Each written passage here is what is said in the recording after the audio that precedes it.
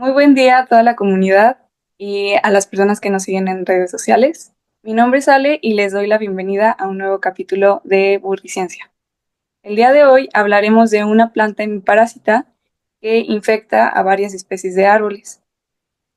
Para que se den una idea, actualmente infecta a aproximadamente el 65% de árboles en el estado de Guanajuato.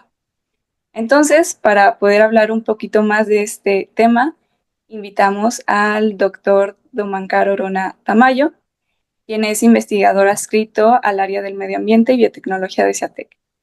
Una de sus líneas de investigación es el estudio y análisis de la incidencia de contaminantes y sus efectos negativos en plantas urbanas. Además, actualmente colabora en varios proyectos de investigación en UPIG. Doctor, bienvenido a Burriciencia. Muchas gracias, buenos días, buenas tardes a toda la audiencia. Para empezar, nos gustaría preguntar qué es exactamente el muérdago. Claro que sí, la planta de muérdago es una planta parásita. Es una planta parásita es exclusivamente aérea, hablando exclusivamente de los muérdagos. Estos tienen manera de infectar árboles específicamente por medio de una estructura llamada austorio, que es lo equivalente a una raíz. La diferencia es que puede penetrar las barreras físicas de la rama de un árbol, o sea, la corteza, toda la parte leñosa, hasta poder conectarse con eh, estructuras, los haces vasculares, como es el gilema o hasta el floema. Y de ahí poder succionar todo el agua que lleva sales, lleva aminoácidos, lleva azúcares, que son lo que va a utilizar esta planta parásita para poder convertirlos en bioelementos que los va a necesitar para su desarrollo.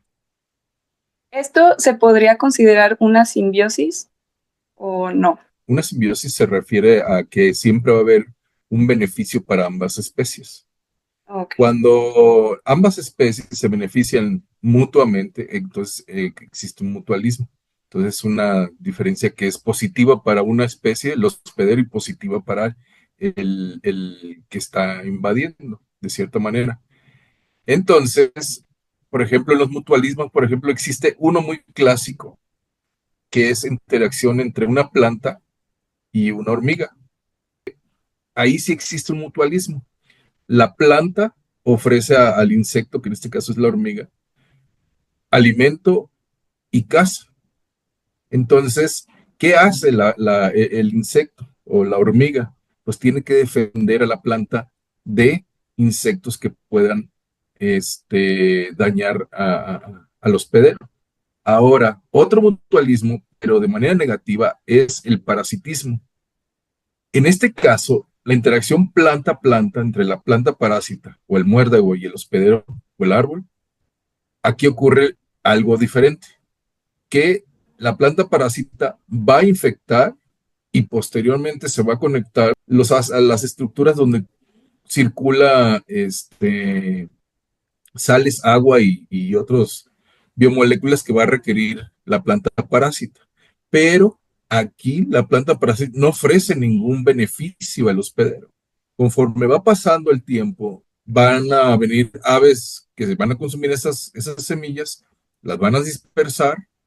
Entonces, el problema viene cuando la infestación va aumentando y por lo tanto el árbol con el tiempo va a tender hasta morir. Depende de otras condiciones también. Entonces, no se puede hablar de un mutualismo o una simbiosis en este caso. Ok, entonces sí existe como el grado en el que ya es preocupante la existencia del muérdago en el árbol.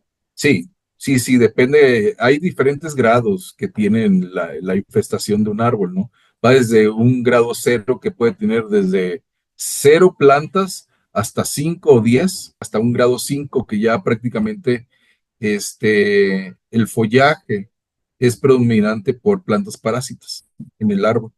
Y ahí sí, ya prácticamente pues, va a tender a morir en poco tiempo, ¿no? En este sentido, ¿qué interés vio en el muérdago para que fuera una línea de investigación.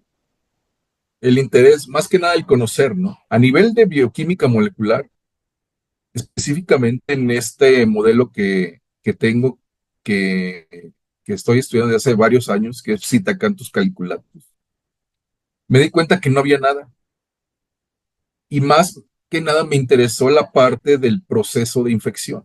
Desde que un ave consume el fruto, lo defeca sobre una rama, quise saber cuánto tiempo pasa para poder infectarlo y ya que pueda desarrollarse. Entonces, esa parte fue la que me motivó. Después de unos 10 años más o menos, pude entender el proceso. Entonces, más o menos te estoy hablando que si pones una semilla en una rama, pasa el tiempo, es como entre 4 a 6 meses ese proceso. Sin embargo, a simple vista no se ve una semilla porque es como el tamaño de un blueberry más o menos. Así de ese tamaño es la semilla, ¿no? Entonces, cuando está defecada, se la llevan en el pico, en las patas o la defecan. Son tres maneras, ¿no? Entonces, las depositan y ya de ahí ya se arranca el proceso de desarrollo infectivo. Hemos descubierto varias cosas, como también seguir el proceso de floración. Entonces, todo eso hasta la fecha no se sabe. Todavía no se sabe hasta que pudimos hacer este tipo de investigaciones, que podemos considerarlas estudios de frontera, ¿no? Estudios de frontera se refiere que no se han realizado, ¿no? Y que estos son los primeros, ¿no? Ahora, en este sentido, ¿se puede mitigar o disminuir la infección por el muérdago? ¿Es posible? Mira, con lo que te había comentado de los procesos estos bioquímicos moleculares combinado con la biología molecular y procesos metabolómicos y proteómicos, hemos podido encontrar diferentes biomoléculas que están involucradas en los procesos de desarrollo, tanto de este austorio infectivo, el que penetra en las ramas, así como procesos involucrados en el desarrollo de la flor y hasta del fruto. Con ello hemos podido hacer, en otras palabras, un herbicida que es específico para el muérdago.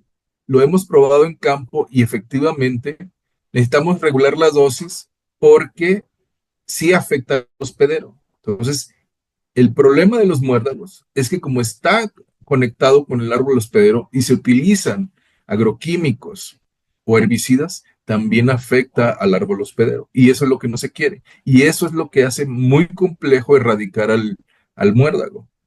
Una de las maneras que estamos tratando de hacerlo es tratar de indagar mejor y hacer una especie de formulación que sea específica nada más esta planta parásita.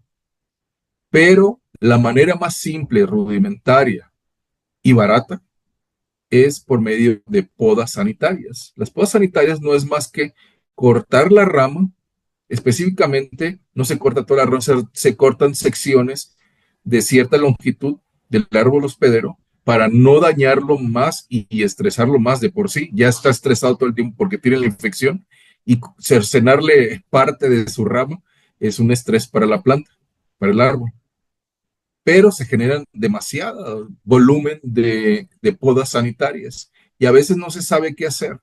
Y más cuando el muérdago tiene frutos, esos pueden ser tomados por las aves si se están hacinados en algún lugar, estas pueden ir a consumirlos y siguen la infección.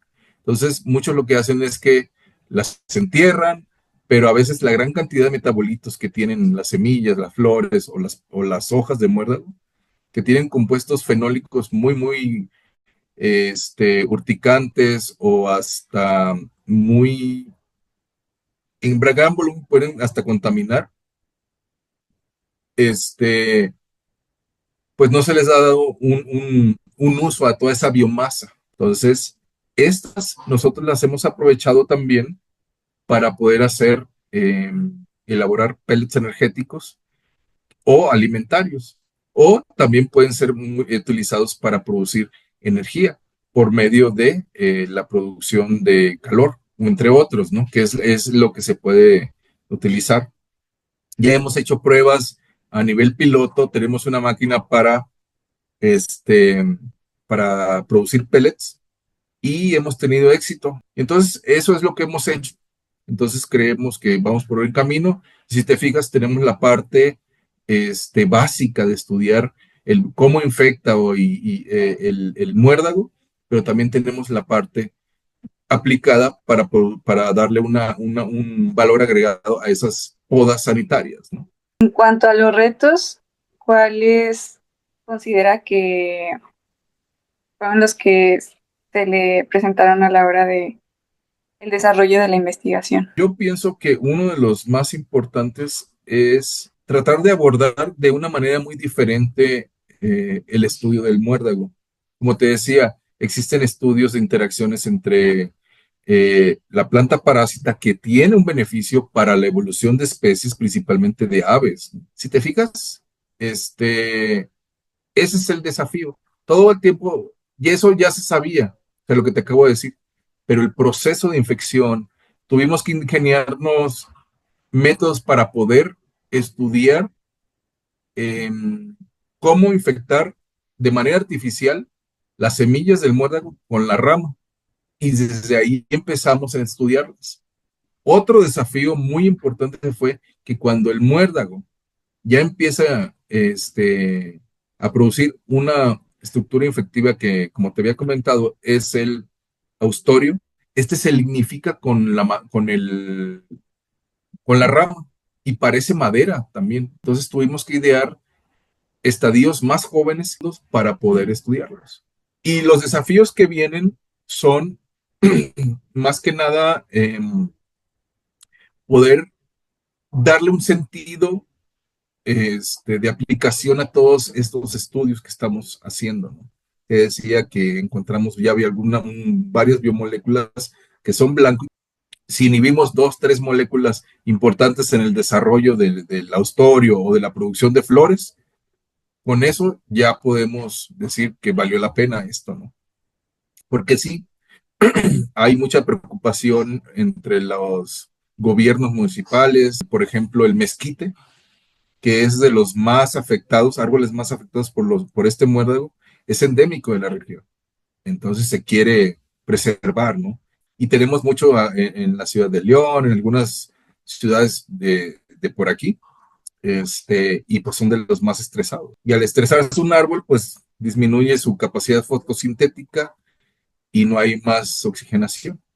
Entonces, eso es un problema para nosotros, ¿no? Y también para el desarrollo del árbol, ¿no? Antes de finalizar la entrevista, ¿hay algún mensaje que quisiera compartir con nuestra audiencia? Bueno, más que nada, que se animen a hacer investigaciones. Eh, Nos ha tocado y la experiencia que hemos tenido varios investigadores con excompañeros ahí tuyos del Poli y actuales que tienen una gran capacidad, salen muy buenos, muy bien preparados y que se animen a buscar tesis. No nada más con nosotros, con alguien que tengan afinidad, ¿no? Porque eso les va a abrir más las puertas para más experiencia. Muchas veces las empresas dicen, quiero que tenga experiencia. La experiencia que tienen en el laboratorio utilizando, aprendiendo con equipos, con técnicas, eso también es experiencia. Muchos no saben, dicen, no, pues no tengo experiencia. Entonces, eso lo pueden poner como experiencia, ¿no? Pero siempre una tesis experimental les abre más la mente, más las capacidades y sobre todo llaman más la atención para cuando buscan una oportunidad en la industria. Entonces ya lo saben, burritos. Bueno, muchas gracias, doctor, por acompañarnos hoy en Burriciencia y compartir con nosotros su conocimiento sobre este tema. Espero que, al igual que yo, hayan aprendido algo nuevo. De nada, pues les agradezco la invitación. También gracias a todos los que se quedaron hasta aquí al final. No olviden seguirnos en las redes sociales. Estar atentos a los próximos capítulos de Burriciencia. Nos vemos.